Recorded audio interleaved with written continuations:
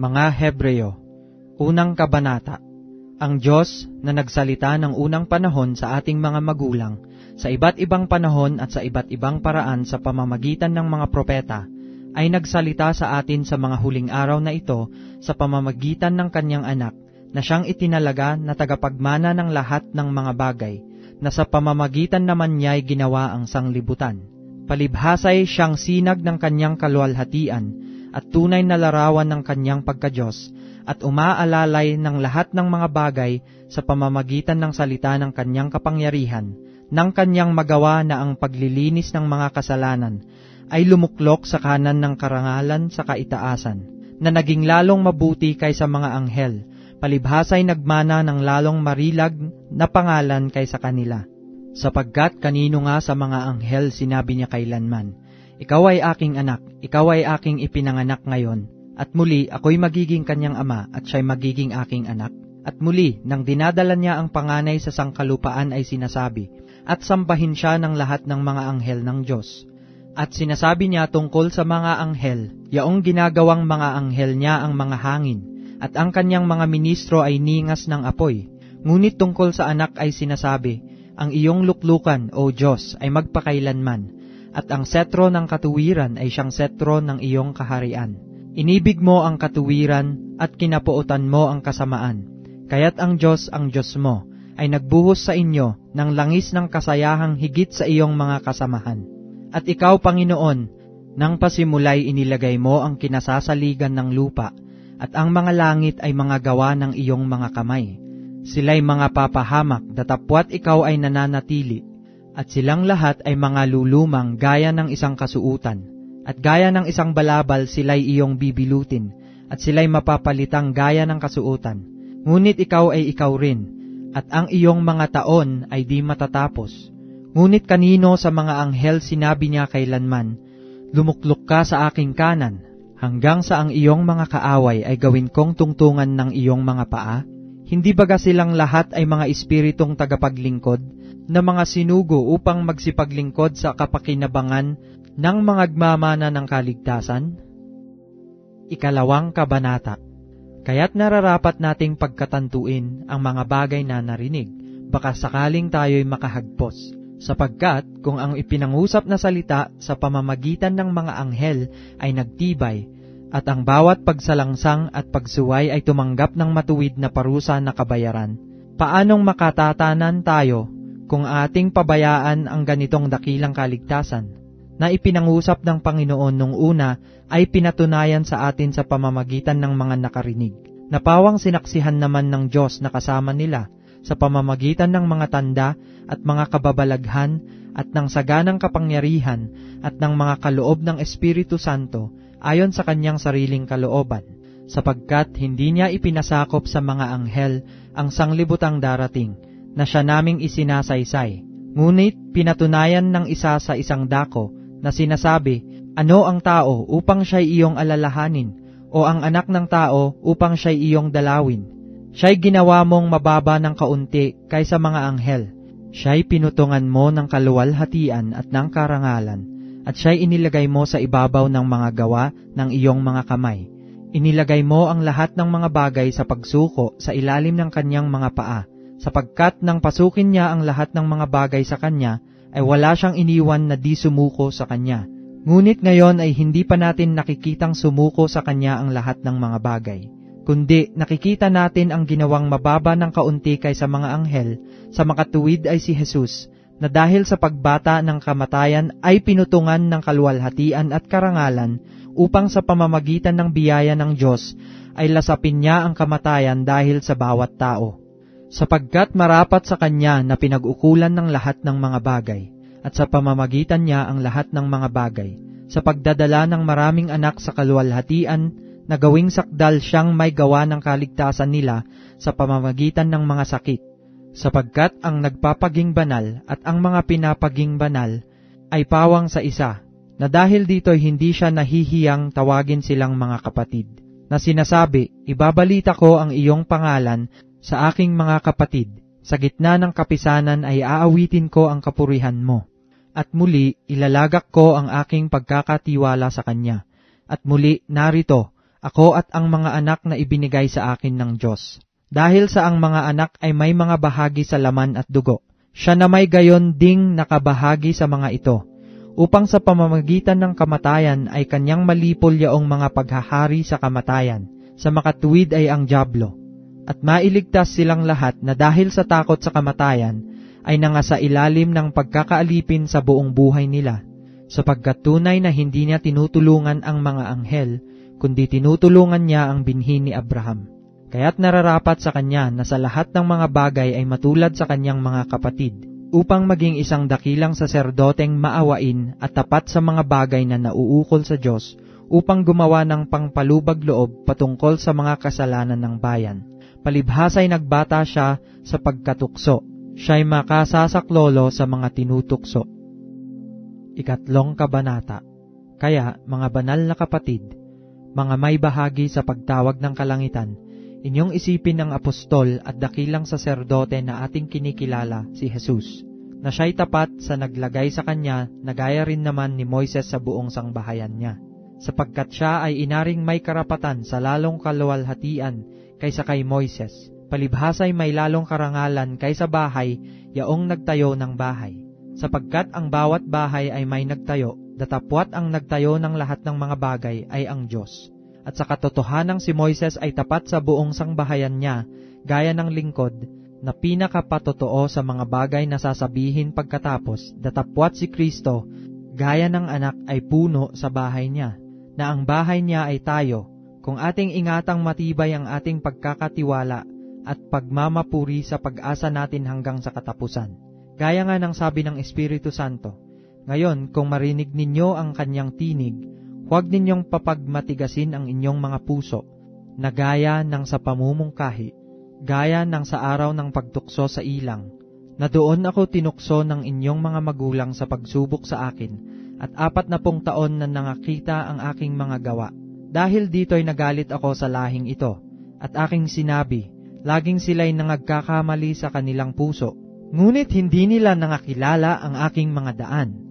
Ano pat aking isinumpa sa aking kagalitan, sila'y hindi magsisipasok sa aking kapahingahan. Magsipag-ingat kayo, mga kapatid. Baka sakalin mayroon sa kanino man sa inyo ng isang pusong masama na walang pananampalataya, na naghihiwalay sa inyo sa Diyos na buhay. Ngunit kayo'y mangagpangaralan sa isa't isa araw-araw, samantalang sinasabi, ngayon, baka papagmatigasin ang sino man sa inyo ng daya ng kasalanan. Sapagkat tayo'y nagiging kabahagi ni Kristo, kung ating iniingatang matibay ang pasimula ng ating pagkakatiwala hanggang sa katapusan, samantalang sinasabi, ngayon, kung marinig ninyo ang kanyang tinig, huwag ninyong papagmatigasin ang inyong mga puso, na gaya ng sa pamumungkahi, sapagkat sino-sino na pagkarinig ay namungkahi, ngunit hindi ba gayaong lahat na nagsialis sa Ehipto sa pamamagitan ni Moises? At sino-sino ang kinagalitan niyang 40 taon? Hindi ba gayaong nangagkasala, na ang kanilang mga katawan ay nangabuwal sa ilang? At sa kani-kanino isinumpa niyang hindi makapapasok sa kanyang kapahingahan, kundi yaong mga nagsisuway, at nakikita natin na sila'y hindi nakakapasok dahil sa kawalan ng pananampalataya. 4 Kabanata. Mga takot nga tayo, yamang may iniwang pangako ng pagpasok sa kanyang kapahingahan. Baka sakaling sino man sa inyo ay maging tulad sa di nakaabot niyaon, sapagkat tunay na tayo'y pinangaralan ng mabubuting balita, gaya rin naman nila, ngunit hindi nila pinakinabangan ang salitang napakinggan, dahil sa walang kalakip na pananampalataya ang nangakarinig, sapagkat tayong nagsisipanampalataya ay nagsisipasok sa kapahingahang yaon, gaya ng sinabi niya, gaya ng aking isinumpa sa aking kagalitan, sila'y hindi magsisipasok sa aking kapahingahan, bagamat ang mga gawa ay nangatapos mula nang itatag ang sanglibutan, sapagkat sa isang dako ay sinabi niya ang ganito tungkol sa 7 araw, at nagpahinga ng 7 araw ang Diyos sa lahat ng kanyang mga gawa. At sa dakong ito ay muling sinabi, sila'y hindi magsisipasok sa aking kapahingahan, kaya't yamang may natitira pang ibang dapat magsipasok doon. At ang mga pinangaralan ng una ng mabubuting balita ay hindi nangapasok dahil sa pagsuway, ay muling nagtangi siya ng isang araw. Ngayon, pagkatapos ng ilang panahon na sinabi sa mga awit ni David, Ayon sa sinabi na ng una, ngayon, kung marinig ninyo ang kanyang tinig, huwag ninyong papagmatigasin ang inyong mga puso, sapagkat kung ibinigay sa kanila ni Josue ang kapahingahan, ay hindi na sana niya sasalitain pagkatapos ang ibang araw. May natitira pang ang isang pamamahingang Sabat, ukol sa bayan ng Diyos, sapagkat ang pumasok sa kanyang kapahingahan ay nagpahinga naman sa kanyang mga gawa, gaya ng Diyos sa kanyang mga gawa. Magsipagsikap nga tayo ng pagpasok sa kapahingahang yaon, upang huwag marapa ang sino man ayon sa gayong halimbawa ng pagsuway. Sapagkat ang salita ng Diyos ay buhay, at mabisa, at matalas kaysa alinmang tabak na may 2 talim, at bumabaon hanggang sa paghihiwalay ng kaluluwa at espiritu, ng mga kasukasuan at ng utak, at madaling kumilala ng mga pag-iisip at mga haka ng puso. At walang anumang nilalang na hindi nahahayag sa kanyang paningin, ngunit ang lahat ng mga bagay ay hubad at hayag sa harapan ng mga mata niyaong ating pagsusulitan. Yaman ngang tayo'y mayroong isang lubhang dakilang saserdote na pumasok sa kalangitan, si Jesus na anak ng Diyos, ay ingatan nating matibay ang ating pagkakakilala, sapagkat tayo'y walang isang dakilang saserdote na hindi maaaring mahabag sa ating kahinaan, kundi isa na tinukso sa lahat ng mga paraan, gaya rin naman natin gayon may walang kasalanan. Magsilapit nga tayong may pagkakatiwala sa luklukan ng biyaya, upang tayo'y magsipagtamo ng awa, at mga kasumpong ng biyaya upang tumulong sa atin sa panahon ng pangangailangan. 5 Kabanata. Sapagkat ang bawat dakilang saserdote, palibhasa'y hinugot sa mga tao, ay inilagay dahil sa mga tao sa mga bagay na nauukol sa Diyos, upang siya'y makapaghandog ng mga kaloob at mga hain namang patungkol sa mga kasalanan, na makapagtitiis na may kaamuan sa mga di nakaalam at nangamamali, yamang siya rin naman ay nalilibid ng kahinaan. At dahil dito ay nararapat siyang maghandog dahil sa mga kasalanan at hindi lamang patungkol sa mga tao, kundi naman sa kanyang sarili. At sino man ay hindi tumatanggap sa kanyang sarili ng karangalang ito, liban na kung tawagin siya ng Diyos na gaya ni Aaron. Gayon din si Kristo man ay hindi nagmapuri sa kanyang sarili upang maging dakilang saserdote, kundi yaong sa kanya ay nagsabi, ikaw ay aking anak, ikaw ay aking naging anak ngayon. Gaya rin naman ng sinasabi niya sa ibang dako, ikaw ay saserdote magpakailanman, ayon sa pagkasaserdote ni Melkisedek, na siya sa mga araw ng kanyang laman ay naghandog ng mga panalangin at mga daing na sumisigaw ng malakas at lumuluha doon sa may kapangyarihang makapagligtas sa kanya sa kamatayan, at siya'y dininig dahil sa kanyang banal na takot. Pagamat siya'y anak, gayon may natuto ng pagtalima sa pamamagitan ng mga bagay na kanyang tiniis. At nang siya'y mapaging sakdal, ay siya ang gumawa ng walang hanggang kaligtasan ng lahat na mga nagsisitalima sa kanya. Pinangalan ng Diyos na dakilang saserdote ayon sa pagkasaserdote ni Melkisedek. Tungkol sa kanya'y marami kaming sasabihin, at mahirap na saysayin palibhasay nagsipurol kayo sa pakikinig. Sapagkat nang kayo'y nangararapat ng maging mga guro dahil sa kaluwatan, ay muling kayo'y nangangailangan na kayo'y turuan ni numan ng mga unang simulain ng aral ng Diyos, at naging tulad sa mga nangangailangan ng gatas at hindi ng pagkaing matigas. Sapagkat bawat tumatanggap ng gatas ay walang karanasan sa salita ng katuwiran, sapagkat siya'y isang sanggol. Ngunit ang pagkaing matigas ay sa mga may gulang, sa makatuwid ay doon sa mga pamamagitan ng pamimihasa ay nangasanay ang kanilang mga pakiramdam upang makilala ang mabuti at ang masama. 6 Kabanata.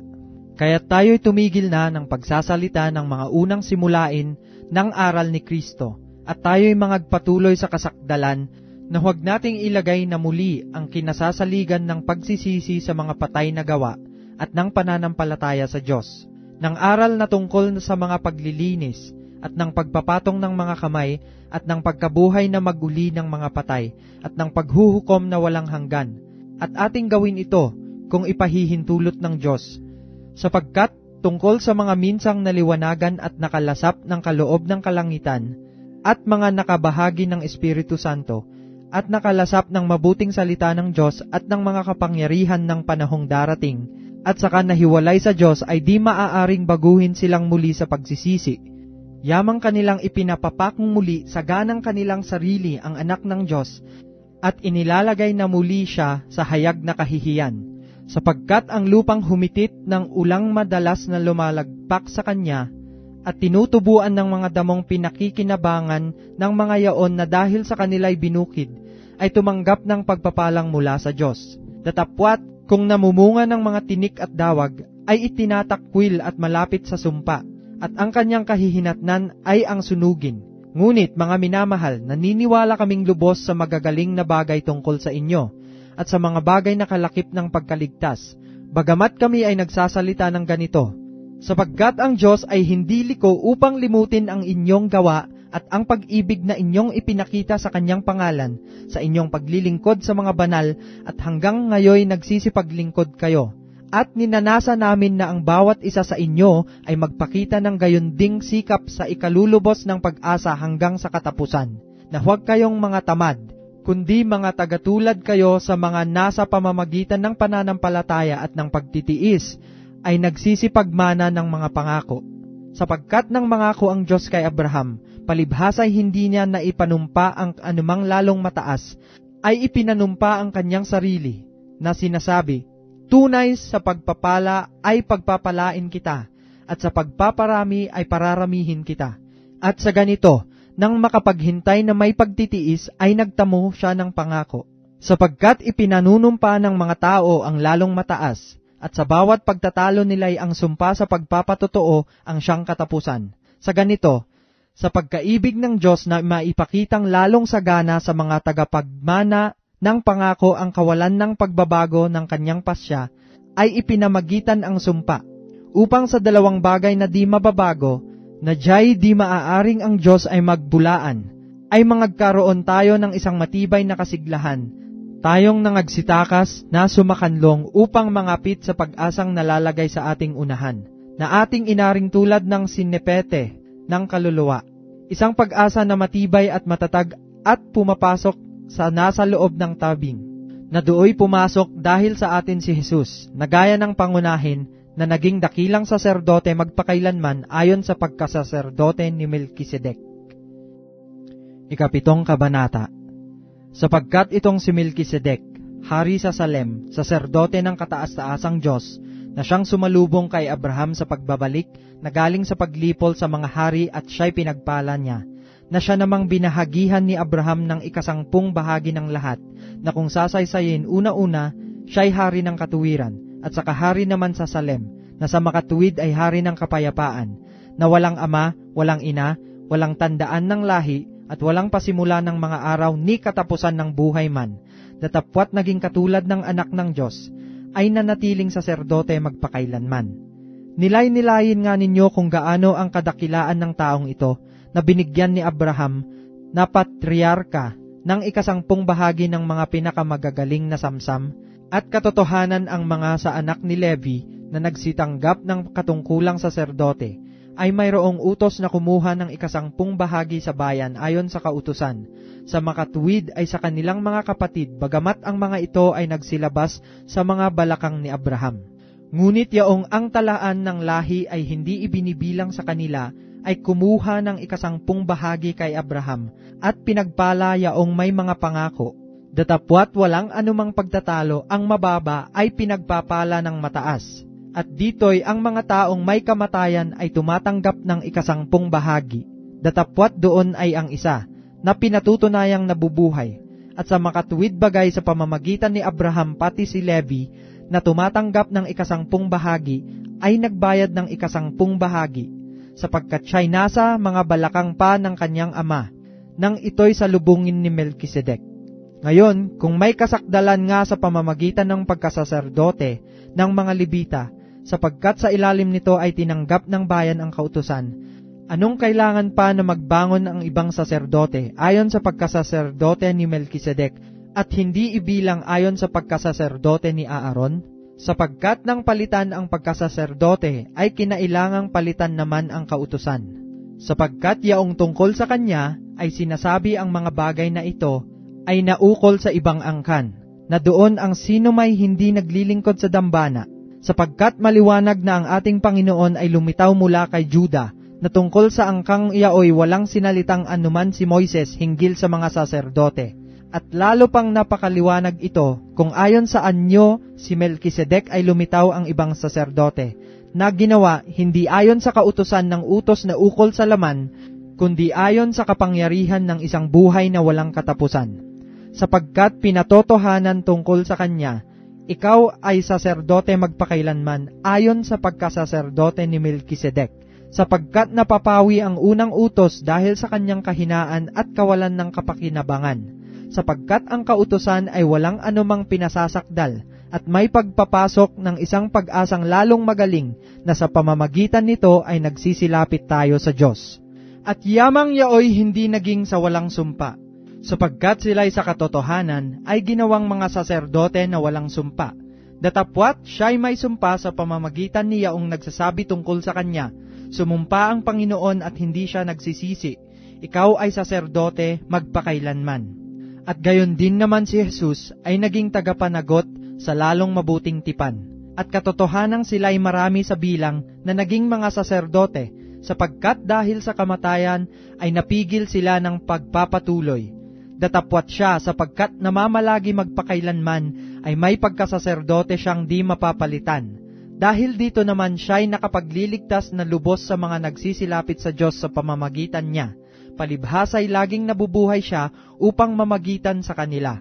Sapagkat nararapat sa atin ang gayong dakilang saserdoteng banal, walang sala, walang dungis, nahihiwalay sa mga makasalanan, at ginawang lalong mataas pa kaysa mga langit, na hindi nangangailangan araw-araw na maghandog ng hain, na gaya niyaong mga dakilang saserdote una-unay patungkol sa kanyang sariling mga kasalanan at saka patungkol sa mga kasalanan ng bayan, sapagkat ito'y ginawa niyang minsan magpakailanman nang kanyang ihandog ang kanyang sarili.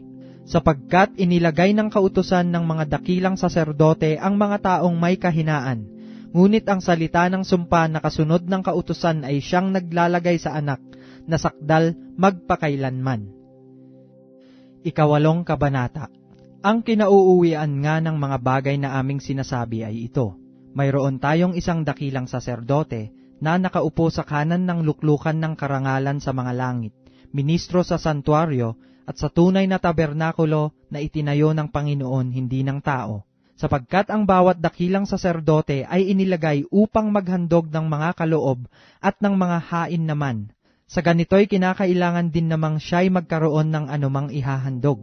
Kung siya nga'y nasa lupa ay hindi siya saserdote sa anumang paraan, palibhasa'y mayroon nang nagsisipaghandog ng mga kaloob ayon sa kautusan, na nangaglilingkod sa anyo at anino ng mga bagay sa kalangitan, gaya naman ni Moises, na pinagsabihan ng Diyos nang malapit nang gawin niya ang tabernakulo. Sapagkat sinabi niya, ingatan mo na iyong gawin ang lahat ng mga bagay ayon sa anyong ipinakita sa iyo sa bundok. Datapwat ngayoy kinamtan niya ang ministeryong lalong marangal, palibhasay siya na may tagapamagitan sa isang tipang lalong magaling, na inilagda sa lalong mabubuting pangako. Sapagkat kung ang unang tipang yaon ay naging walang kakulangan, ay hindi na sana inihanap ng pangangailangan ang ikalawa. Sapagkat sa pagkakita ng kakulangan sa kanila, ay sinabi niya, narito, dumarating ang mga araw. Sinasabi ng Panginoon na ako'y gagawa ng isang bagong pakikipagtipan sa sangbahayan ni Israel at sa sangbahayan ni Juda. Hindi ayon sa tipang aking ipinakipagtipan sa kanilang mga magulang ng araw na sila'y aking tangnan sa kamay, upang sila'y ihatid sa labas ng lupain ng Ehipto, sapagkat sila'y hindi nanatili sa aking tipan, at akin silang pinabayaan, sinasabi ng Panginoon. Sapagkat ito ang pakikipagtipang aking gagawin sa sangbahayan ni Israel, pagkatapos ng mga araw na yaon, sinasabi ng Panginoon, ilalagay ko ang aking mga kautusan sa kanilang pag-iisip, at sa kanilang mga puso'y aking isusulat ang mga ito, at ako'y magiging Diyos nila, at sila'y magiging bayan ko, at hindi magtuturo ang bawat isa sa kanyang kababayan, at ang bawat isa sa kanyang kapatid, na sasabihing, kilalanin mo ang Panginoon, sapagkat ako'y makikilala ng lahat, mula sa kaliit-liitan hanggang sa kadaki-dakilaan sa kanila. sapagkat ako'y magiging mahabagin sa kanilang kalikuan, at ang kanilang mga kasalanan ay hindi ko na aalalahanin pa. Doon sa sinasabi niya, isang bagong tipan, ay linuman niya ang una, datapwat ang nagiging luma at tumatanda ay malapit ng lumipas. Ika-9 na kabanata.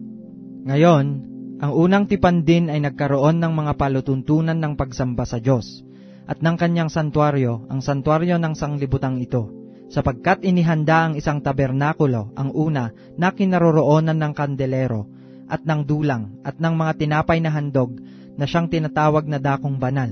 At sa likod ng ikalawang tabing ay ang tabernakulo na tinatawag na dakong kabanal-banalan, na may isang gintong dambana ng kamangyan at kaban ng tipan, at ang paligid ay nakakalupkupan ng ginto, na siyang kinaroroonan ng sisidlang ginto na may lamang mana, at tungkod ni Aaron na namulaklak, at mga tapyas na bato ng tipan.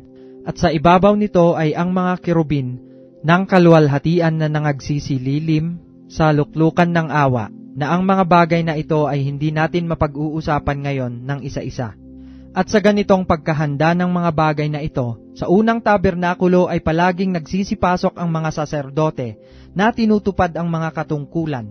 Datapwat sa ikalawa ay pumapasok na nag-iisa ang dakilang saserdote, minsan sa isang taon, na hindi walang dalang dugo, na inihahandog na patungkol sa kanyang sarili at sa mga kamalian ng bayan, na ipinakikilala ng Espiritu Santo na hindi pa naihahayag ang pagpasok sa dakong banal, samantalang natatayo pa ang unang tabernakulo, na yaoy isang talinghaga ng panahong kasalukuyan. Ayon dito ay inihahandog ang mga kaloob at ang mga hain tungkol sa budhi na hindi magpapasakdal sa sumasamba. Palibhasay palatuntunan lamang na ukol sa laman na iniatang hanggang sa panahon ng pagbabago, gaya ng mga pagkain at mga inumin at sari-saring paglilinis. Ngunit pagdating ni Kristo, na dakilang saserdote ng mabubuting bagay na darating, sa pamamagitan ng lalong malaki at lalong sakdal na tabernakulo, na hindi gawa ng mga kamay, sa makatuwid bagay hindi sa paglalang na ito, at hindi rin naman sa pamamagitan ng dugo ng mga kambing at ng mga bulong baka, kundi sa pamamagitan ng kanyang sariling dugo, ay pumasok na minsan magpakailanman sa dakong banal, na kinamtan ang walang hanggang katubusan, sapagkat kung ang dugo ng mga kambing at ng mga baka, at ang abo ng dumalagang baka na ibinubudbod sa mga nadungisan, ay makapagiging banal sa kalinisan ng laman, gaano pa kaya ang dugo ni Kristo, na sa pamamagitan ng Espiritu na walang hanggan, ay inihandog ang kanyang sarili na walang dungis sa Diyos, ay maglilinis ng inyong budhi sa mga gawang patay upang magsipaglingkod sa Diyos na buhay. At dahil dito, siya ang tagapamagitan ng isang bagong tipan, upang sa pamamagitan ng isang kamatayan na ukol sa ikatutubos ng mga pagsalangsang na nasa ilalim ng unang tipan, ang mga tinawag ay magsitanggap ng pangako na manang walang hanggan. Sapagkat kung saan mayroong tipan, dooy kinakailangan ang kamatayan ng gumawa niyaon. Sapagkat ang isang tipan ay may kabuluhan kung mamatay ang gumawa. Sa ibang para ay walang anumang kabuluhan samantalang nabubuhay ang gumawa. Kaya't ang una mang tipan ay hindi itinalaga ng walang dugo. Sapagkat nang salitain ni Moises ang bawat utos sa buong bayan ayon sa kautusan, ay kumuha siya ng dugo ng mga bulong baka at ng mga kambing na may tubig at balahibong mapula ng tupa at isopo, at winisikan ang aklat at gayon din ang buong bayan, na sinasabi, ito ang dugo ng tipan na iniutos ng Diyos tungkol sa inyo. Gayon din ang tabernakulo at ang lahat ng mga kasangkapan sa pangangasiwa ay pinagwiwisikan niya ng dugo sa gayon ding paraan. At ayon sa kautusan ay halos masasabi kong lahat ng mga bagay ay nililinis ng dugo, at maliban na sa pagkabuhos ng dugo ay walang kapatawaran. Kinakailangan nga na ang mga anyo ng mga bagay sa sangkalangitan ay linisin ng mga ito. Ngunit ang mga bagay ring ito sa sangkalangitan ay linisin ng lalong mabubuting handog kaysa rito, sapagkat hindi pumasok si Kristo sa dakong banal na ginawa ng mga kamay, nakahalintulad lamang ng tunay, kundi sa talagang langit upang humarap ngayon sa harapan ng Diyos dahil sa atin. At siya'y hindi rin naman kailangang ihandog na madalas pa ang kanyang sarili, na gaya ng dakilang saserdote na pumapasok sa dakong banal taon-taon na may dalang dugo na hindi niya sarili, Sa ibang paraan ay kailangan na siya'y magbatang madalas mula nang itatag ang sanglibutan. Datapwat ngayon ay minsan siya'y nahayag sa katapusan ng mga panahon upang alisin ang kasalanan sa pamamagitan ng pagkahandog ng kanyang sarili. At kung paanong itinakda sa mga tao ang mamatay na minsan, at pagkatapos nito ay ang paghuhukom, ay gayon din naman si Kristo, na inihandog na minsan upang dalhin ang mga kasalanan ng marami, sa ikalaway pakikita na hiwalay sa kasalanan, sa ikaliligtas ng mga nagsisipaghintay sa Kanya. 10 Kabanata. Sapagkat ang kautusan na may isang anino ng mabubuting bagay na darating, hindi ang tunay na larawan ng mga bagay, kailanpaman ay di maaaring magpasakdal sa mga nagsisilapit sa pamamagitan ng mga hain na laging inihahandog sa taon-taon. Sa ibang paraan ay hindi kaya baga nagsipaglikat sila ng paghahandog? Sapagkat ang mga nagsisisamba, yamang nalinis na minsan, ay hindi na sana nagkaroon pa ng budhi sa mga kasalanan. Ngunit sa mga hain yaon ginagawa ang pag-aalaala sa mga kasalanan taon-taon. Sapagkat di maaari na ang dugo ng mga baka at ng mga kambing ay makapag-alis ng mga kasalanan. Kaya't pagpasok niya sa sanglibutan ay sinasabi, hain at handog ay hindi mo ibig, ngunit isang katawan ang sa akin ay inihanda mo. Sa mga handog na susunugin at mga haing patungkol sa mga kasalanan ay hindi ka nalugod. Nang magkagayoy sinabi ko, narito, ako'y pumarito, sa balumbon ng aklat ay nasusulat tungkol sa akin, upang gawin, O Diyos, ang iyong kalooban. Sa itaas ay sinasabi, mga hain at mga handog na susunuging buo at mga haing patungkol sa kasalanan ay hindi mo ibig at di mo rin kinalulugdan, mga bagay na inihahandog ayon sa kautusan. Saka sinabi niya, narito, ako'y pumarito upang gawin ang iyong kalooban. Inaalis niya ang una upang maitatag ang ikalawa. Sa kaloobang yaon, tayo'y pinapaging banal sa pamamagitan ng pagkahandog ng katawan ni Kristo na minsan magpakailanman. At katotohanang ang bawat saserdote na araw-araw ay nangangasiwa ng patayo at naghahandog na madalas ng gayon ding mga hain na hindi makaalis kailanpaman ng mga kasalanan. Ngunit siya, nang makapaghandog ng isa lamang hain patungkol sa mga kasalanan magpakailanman, ay umupo sa kanan ng Diyos. Buhat noon ay naghihintay hanggang sa ang kanyang mga kaaway ay maging tuntungan ng kanyang mga paa. Sapagkat sa pamamagitan ng isang paghahandog ay kanyang pinasakdal magpakailanman ang mga pinapagiging banal. At ang Espiritu Santo ay nagbibigay patotoo rin naman sa atin. Sapagkat pagkasabi niya na ito ang tipang gagawin ko sa kanila pagkatapos ng mga araw na yaon, sabi ng Panginoon, ilalagay ko ang aking mga kautusan sa kanilang puso at isusulat ko rin naman sa kanilang pag-iisip. At ang kanilang mga kasalanan at kanilang mga kasamaan ay hindi ko na aalalahanin pa. At kung saan man may kapatawaran ng mga ito, ay wala nang paghahandog na patungkol pa sa kasalanan.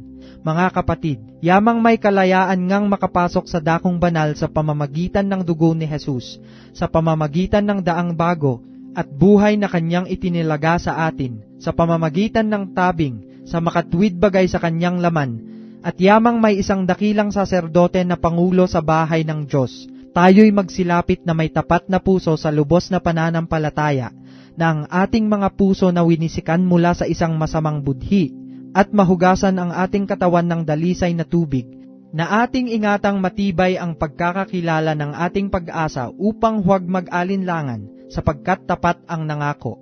At tayo'y mga tinginan upang tayo'y mga udyok sa pag-iibigan at mabubuting gawa, na huwag nating pabayaan ang ating pagkakatipon, na gaya ng ugali ng iba, kundi mangag-aralan sa isa't isa, at lalo na kung inyong namamalas na nalalapit na ang araw, sapagkat kung ating sinasadya ang pagkakasala, pagkatapos na ating matanggap ang pagkakakilala sa katotohanan, ay wala nang haing natitira pa tungkol sa mga kasalanan, kundi isang kakilakilabot na paghihintay sa paghuhukom at isang kabangisan ng apoy na lalamon sa mga kaaway.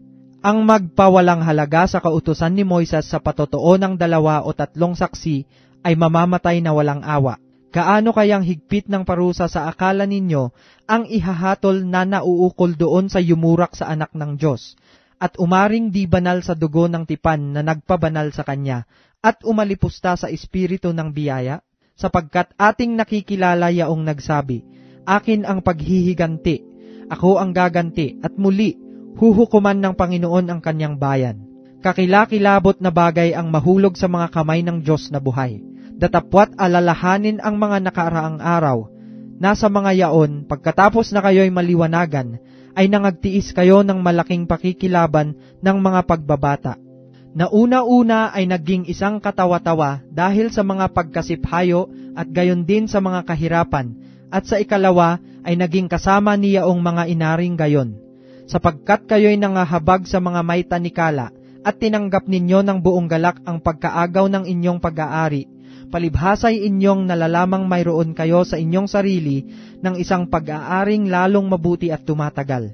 Huwag nga ninyong itakwil ang inyong pagkakatiwala na may dakilang gantimpala, sapagkat kayo'y nangangailangan ng pagtitiis, upang kung inyong magawa ang kalooban ng Diyos, ay magsitanggap kayo ng pangako, sapagkat sa madaling panahon, siyang pumaparito ay darating, at hindi magluluwat. Ngunit ang aking lingkod na matuwid ay mabubuhay sa pananampalataya, at kung siya ay umurong, ay hindi kalulugdan ng aking kaluluwa. Ngunit tayo'y hindi doon sa mga nagsisibalik sa kapahamakan, kundi doon sa mga may pananampalataya sa ikaliligtas ng kaluluwa. 11 kabanata. Ngayon, ang pananampalataya ay siyang kapanatagan sa mga bagay na hinihintay, ang katunayan ng mga bagay na hindi nakikita, sapagkat sa pamamagitan nito ang mga matanda ay sinaksihan. Sa pananampalataya ay natatalastas natin ang sanglibutan ay natatag sa pamamagitan ng salita ng Diyos. Anupat ang nakikita ay hindi ginawa sa mga bagay na nakikita. Sa pananampalataya, si Abel ay naghandog sa Diyos ng lalong mabuting hain kaysa kay Cain. Sa pamamagitan nito'y sinaksihan sa kanyang siya'y matuwid, na nagpapatotoo ang Diyos tungkol sa kanyang mga kaloob, at sa pamamagitan nito, patay na siya ay nagsasalita pa. Sa pananampalataya, si Enoch ay inilipat upang huwag niyang makita ang kamatayan, at hindi siya nasumpungan sapagkat siya'y inilipat ng Diyos, sapagkat bago siya inilipat ay pinatotohanan sa kanyang siya'y naging kalugod-lugod sa Diyos. At kung walang pananampalataya ay hindi maaaring maging kalugod-lugod sa kanya, sapagkat ang lumalapit sa Diyos ay dapat sumampalatayang may Diyos, at siya ang tagapagbigay ganti sa mga sa kanya'y nagsisihanap. Sa pananampalataya, si Noe, nang paunawaan ng Diyos tungkol sa mga bagay na hindi pa nakikita, dala ng banal na takot, ay naghanda ng isang daong sa ikaliligtas ng kanyang sangbahayan, na sa pamamagitan nito ay hinatulan niya ang sanglibutan at naging tagapagmana ng katuwiran na ayon sa pananampalataya. Sa pananampalataya, si Abraham, nang tawagin, ay tumalima upang pumaroon sa isang dakong kanyang tatanggaping mana, at siya'y yumaon na di nalalaman kung saan siya paroroon.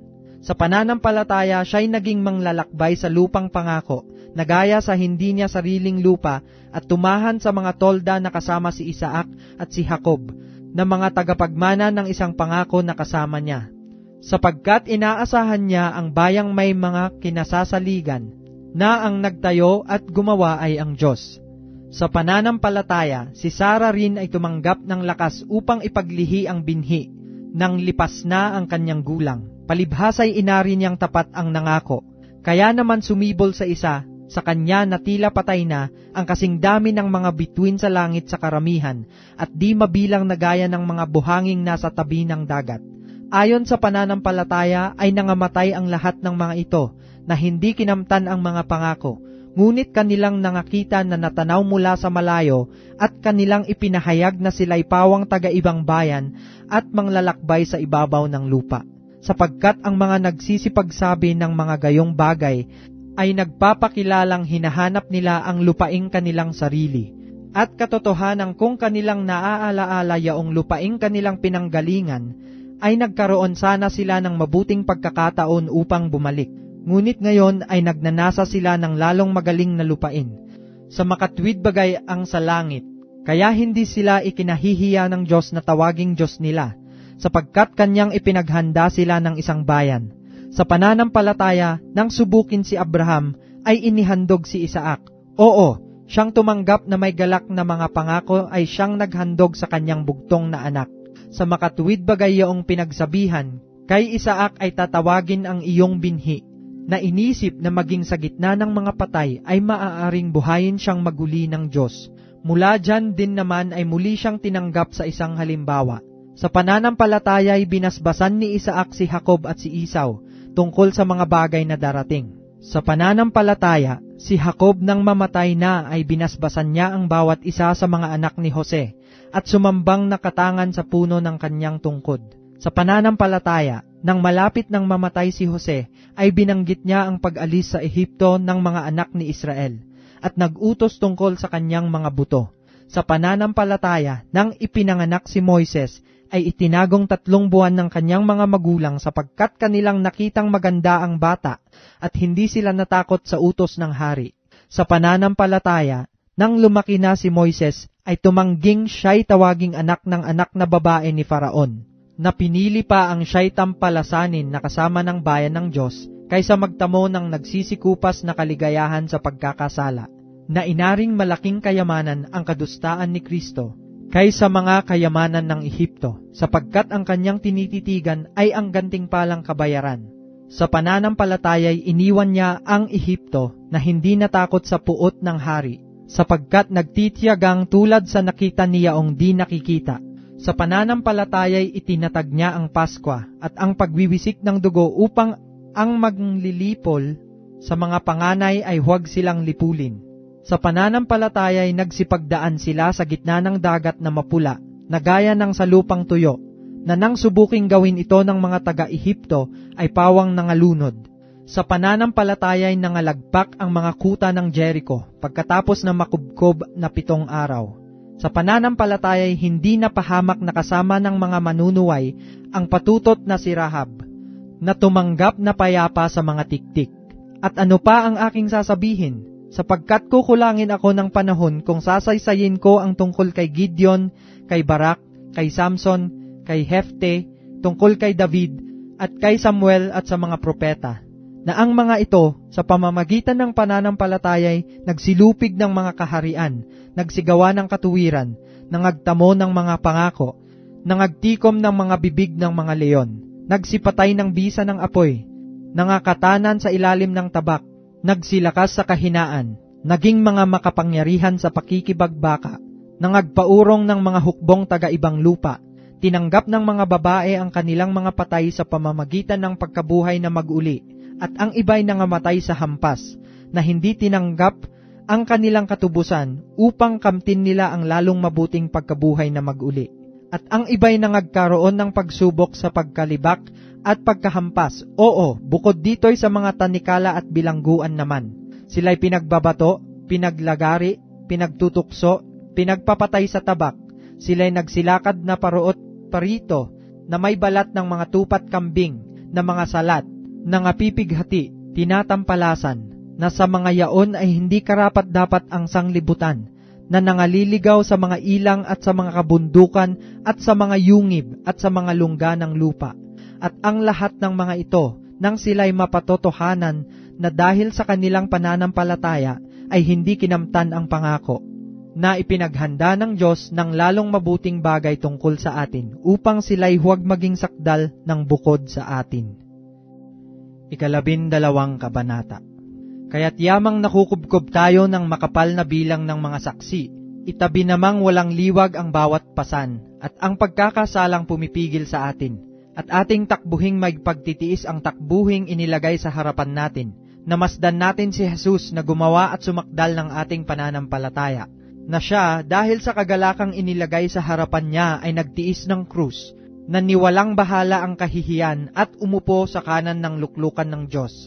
Sapagkat dili-dilihin ninyo yaong nagtiis ng gayong pagsalangsang ng mga makasalanan laban sa kanyang sarili, upang kayo'y huwag magsihina na manglupaypay sa inyong mga kaluluwa. Hindi pa kayo nakikipaglaban hanggang sa mabubo ang dugo, na nakikipag-away laban sa kasalanan, at inyong nilimot ang iniaral na ipinakikipagtalo sa inyong tulad sa mga anak. Anak ko, huwag mong waling bahala ang parusa ng Panginoon, o manglupaypay man kung ikaw ay pinagwiwikaan niya, sapagkat pinarurusahan ng Panginoon ang kanyang iniibig at hinahampas ang bawat tinatanggap na anak, na dahil sa ito'y parusa kayo'y nagtitiis. Inaari kayo ng Diyos na tulad sa mga anak, sapagkat alingang anak ang hindi pinarurusahan ng kanyang ama, datapwat kung kayo'y hindi pinarurusahan, napawang naranasan ng lahat, kung gayo'y mga anak sa ligaw kayo, at hindi tunay na anak. Bukod dito, tayo'y magkaroon ng mga ama ng ating laman upang tayo'y parusahan, at sila'y ating iginagalang, hindi baga lalong tayo'y pasasakop sa ama ng mga espiritu, at tayo'y mabubuhay? Sapagkat katotohanang tayo'y pinarusahan nilang ilang araw ayon sa kanilang minagaling, ngunit siya'y sa kapakinabangan natin, upang tayo'y makabahagi ng kanyang kabanalan. Lahat ng parusa sa ngayon ay tila man hindi ikaliligaya kundi ikalulungkot, gayon may pagkatapos ay namumunga ng bungang mapayapa ng katuwiran sa mga nagsipagsanay sa pamamagitan nito. Kaya't itaas ninyo ang mga kamay na nakababa, at ang mga tuhod namang nanginginig, at magsigawa kayo ng matuwid na landas sa inyong mga paa, upang huwag maligaw ang pilay, kundi bagkus gumaling. Sundin ninyo ang kapayapaan sa lahat ng mga tao, at ang pagpapakabanal na kung wala ito'y sino man ay di makakakita sa Panginoon. Napakaingatan na baka ang sino may di makaabot sa biyaya ng Diyos. Baka kayo'y bagabagin ng anumang ugat ng kapaitan na sumisibol, at dahil dito'y mahawa ang marami. Baka magkaroon ng sino mang mapakiapid o mapaglapastangan gaya ni Esau, na sa isang pinggang pagkain ay ipinagbili ang kanyang sariling pagkapanganay, sapagkat nalalaman ninyo na bagamat pagkatapos ay ninanasan niyang magmana ng pagpapala, siya'y itinakwil, sapagkat wala na siyang nasumpungang pagkakataon ng pagsisisi sa kanyang ama. Bagamat pinagsisikapan niyang mapilit na lumuluha, sapagkat hindi kayo nagsilapit sa bundok na nahihipo at nagliliyab sa apoy, at sa kapusikitan, at sa kadiliman at sa unos, at tunog ng pakapak at tinig ng mga salita, na ang nakarinig na ang tinig na ito ay nagsipamanhik na huwag nang sa kanila'y salitain pa ang anumang salita, sapagkat hindi matiis ang iniuutos, kahit ang isang hayop kung tumungtong sa bundok ay babatuhin. At totoong kakilakilabot ang napanood. Ano pat sinabi ni Moises, ako'y totoong nasisindak at nanginginig. Datapwat nagsilapit kayo sa bundok ng Sayon, at sa bayan ng Diyos na buhay, ang Jerusalem sa kalangitan at sa mga di mabilang na hukbo ng mga anghel, sa pangkalahatang pulong at iglesia ng mga panganay na nangatatala sa langit, at sa Diyos na hukom lang lahat, at mga espiritu ng mga taong ganap na pinasakdal, at kay Jesus na tagapamagitan ng bagong tipan, at dugong pangwisik na nagsasalita ng lalong mabuti kaysa dugo ni Abel. Pag-ingatan ninyong kayo'y huwag tumanggi sa nagsasalita, sapagkat kung hindi nakatanan ang mga nagsitanggis sa nagbalita sa kanila sa ibabaw ng lupa, ay lalo pa tayong hindi makakatanan sa nagsisihiwalay doon sa nagbabalitang buhat sa langit, na ang tinig na yaon ay nagpayanig noon ng lupa, datapwat ngayoy nangako siya, na nagsasabi, minsan pang yayanigin ko, hindi lamang ang lupa, kundi pati ng langit.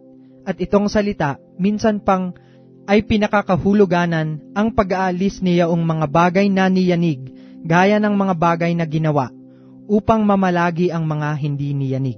Kaya't pagkatanggap ng isang kahariang hindi magagalaw, ay magkaroon tayo ng biyayang sa pamamagitan nito, ay makapaghahandog tayong may paggalang, at katakutan ng paglilingkod na nakalulugod sa Diyos, sapagkat ang Diyos natin ay isang apoy na mamumugnaw. 13 Kabanata. Mamalagi nawa ang pag-ibig sa mga kapatid. Huwag ninyong limutin ang pagpapakita ng pag-ibig sa mga taga-ibang lupa, sapagkat sa pamamagitan nito, ang iba'y walang malay na nakapagpapatuloy ng mga anghel. Alalahanin ninyo ang mga may tanikala, gaya ng kayo'y nangagagapos na kasama nila, ang mga tinatampalasan na gaya ng kayo naman ay tinatampalasan sa katawan. Maging marangal nawa sa lahat ang pag-aasawa, at huwag nawang magkadungis ang higaan, sapagkat ang mga mapakiapid at ang mga mapangalunya ay pawang hahatulan ng Diyos. Mangilag kayo sa pag-ibig sa salapi, mangagkasya kayo sa inyong tinatangkilik, sapagkat siya rin ang nagsabi, sa anumang paraan ay hindi kita papagkukulangin, sa anumang paraan ni hindi kita pababayaan. Ano pat ating masasabi ng buong tapang, ang Panginoon ang aking katulong, hindi ako matatakot. Anong magagawa sa akin ng tao? Alalahanin ninyo ang nangagkaroon ng pagpupuno sa inyo na siyang nangagsasalita sa inyo ng salita ng Diyos, at sa pagdidili-dili ng wakas ng kanilang pamumuhay, ay inyong tularan ang kanilang pananampalataya. Si Hesukristo ay siya ring kahapon at ngayon, oo at magpakailanman. Huwag nga kayong padala sa mga turong sari-sari at di kilala, sapagkat mabuti na ang puso ay patibayin sa pamamagitan ng biyaya, hindi sa pamamagitan ng mga pagkain, na di pinakikinabangan ng mga nag-abala sa kanila. Tayo ay may isang dambana, na hindi matuwid kainan ng mga nagsisipaglingkod sa tabernakulo, sapagkat ang mga katawan ng mga hayop na ang mga dugoy dinadala ng dakilang saserdote sa dakong banal na handog na patungkol sa kasalanan ay sinusunog sa labas ng kampamento. Kaya naman si Jesus, upang mapaging banal sa pamamagitan ng kanilang sariling dugo ang bayan, ay nagbata sa labas ng pintuan. Atin nga siyang labasin sa labas ng kampamento na dalhin natin ang kanyang pagkadusta, sapagkat dito'y wala tayong bayan na namamalagi, ngunit hinahanap natin ang bayan na darating. Sa pamamagitan nga niya ay maghandog tayong palagi ng hain ng pagpupuri sa Diyos, sa makatwid baga ay ng bunga ng mga labi na nagpapahayag ng kanyang pangalan. Datapwat ang paggawa ng mabuti, at ang pag-aabuloy ay huwag ninyong kalimutan, sapagkat sa mga gayong hain ang Diyos ay totoong nalulugod. Magsitalima kayo sa namiminuno sa inyo, at kayo'y pasakop sa kanila, sapagkat pawang nangagpupuyat dahil sa inyong mga kaluluwa, na parang sila ang mangagsusulit upang ito'y gawin nilang may kagalakan, at huwag may hapis, sapagkat sa ganito'y di ninyo mapapakinabangan. Idalangin ninyo kami, sapagkat kami naniniwalang lubos na kami ay may mabuting budhi, na nagnanasang mabuhay na marangal sa lahat ng mga bagay. At iniaaral ko sa inyong malabis na inyong gawin ito, upang ako'y masauli na lalong madali sa inyo. Ngayon ang Diyos ng kapayapaan na muling nagdala mula sa mga patay sa dakilang pastor ng mga tupa sa pamamagitan ng dugo ng walang hanggang tipan, sa makatwid bagay ang Panginoon nating si Jesus, ay pakasakdalin nawa niya kayo sa bawat mabuting gawa upang gawin ang kanyang kalooban, na gawin sa atin ang nakalulugod sa paningin niya, sa pamamagitan ni Hesukristo, na mapasa kanya nawa ang kaluwalhatian magpakailanman siya nawa. Datapwat ipinamamanhik ko sa inyo, mga kapatid, na inyong pagtiisan ang salitang iniaral, sapagkat kayo'y sinulatan ko ng ilang salita. Inyong talastasin na ang kapatid na si Timoteo ay pinawalan na kung siya'y dumating na madali, kayo'y makikita kong makasama niya. Batiin ninyo ang lahat ng mga namiminuno sa inyo, at ang lahat ng mga banal. Kayo'y binabati ng nanga sa Italia. Ang biyaya'y sumainyo nawang lahat, siya nawa.